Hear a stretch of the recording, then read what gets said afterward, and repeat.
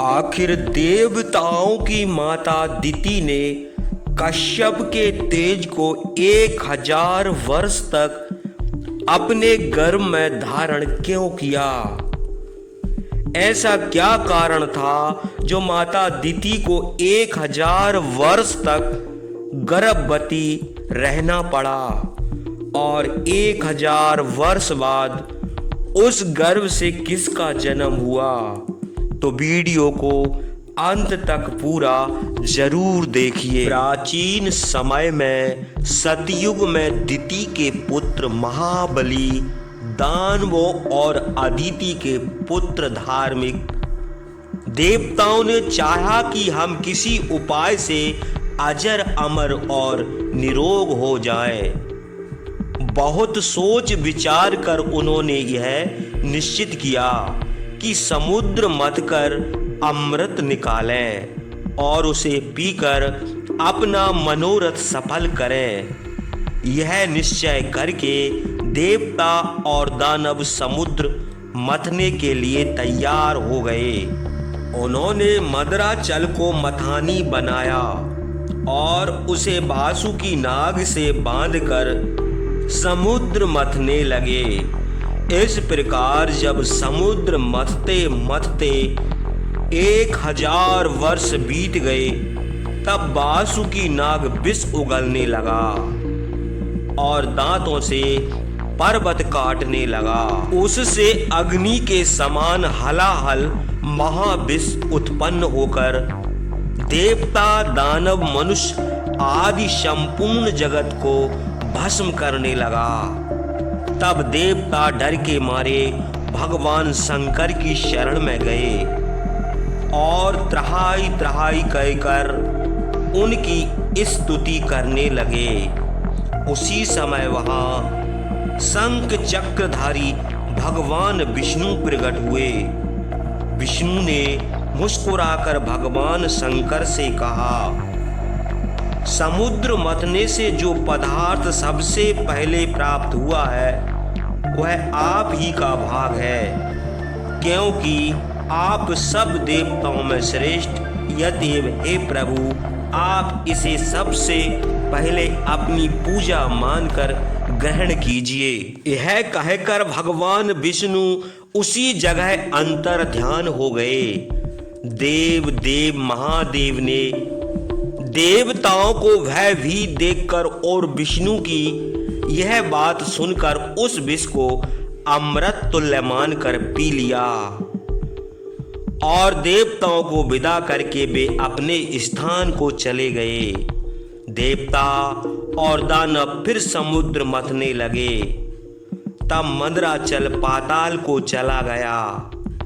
यह देखकर देवता और गंधर्व विष्णु की स्तुति करने लगे।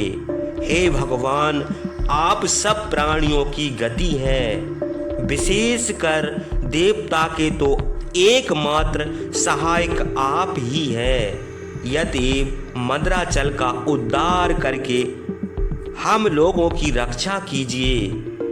देवताओं की यह स्तुति सुनकर भगवान विष्णु कछुए का रूप धारण करके पाताल को गए और अपनी पीठ पर मंदराचल को रखकर वहीं सो गए। उसके बाद पर्वत के ऊपर हाथ रखकर देवताओं के बीच में खड़े होकर आप भी समुद्र मथने लगे। मथते मथते जब 1000 वर्ष बीत गए, तब आयुर्वेद के आचार्य धर्मात्मा धन्वंतरी हाथ में दंड और कमंडल लिए हुए समुद्र से निकले। उसके बाद सुंदर अप्सराएं निकली।